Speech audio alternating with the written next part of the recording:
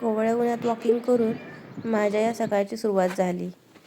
नमस्कार मैत्रिणींनो, मी सुप्रिया. माझ्या या मिनी व्लॉगमध्ये तुमचं स्वागत आहे. सकाळची सुरुवात आपल्या आरोग्याने आणि दुसरी म्हणजे घरातल्या स्वच्छतेने, हे मात्र ठरलेलंच असतं. म्हणून घरातली स्वच्छता आता करण्याची वेळ आली. ती झाल्यानंतर खूप छान आणि प्रसन्न वाटलं. तेवढ्यातच आईची हाक ऐकू आली. म्हटली, चल उशीर होईल. म्हटलं चल. म्हटली 5 मिनटं आहेत, भाजी घेऊ. ही काय नेहमीचंच आहे. तिची मदत मला नेहमीच होते.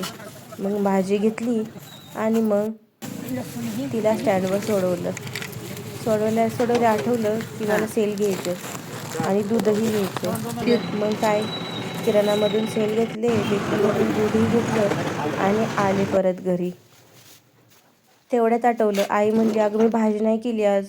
दररोज करते की ती भाजी, पण आज कसं काय? कारण लसूण नव्हता ना.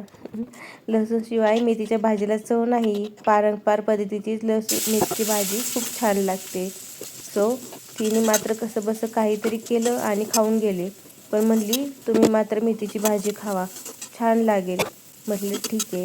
मग मेथीची भाजी सगळी तयारी करून तर ठेवली होती, फक्त लसूण आणि मिरची राहिली होती. मग तेवढंही केलं आणि पप्पांच्या आणि माझ्या दुपारची जेवणाची व्यवस्था करून झाली. तेवढ्यात झाल्यानंतर म्हटलं आता स्वच्छताही करावी. त्याच हातोहात पटकन स्वच्छता करून घेतली आणि म्हटलं हां, आता ठीक आहे, चला आता आवरूयात, पुढच्या कामाला लागूयात. तेवढ्यातच मला खिडकीपाशी कसा तरी आवाज आला.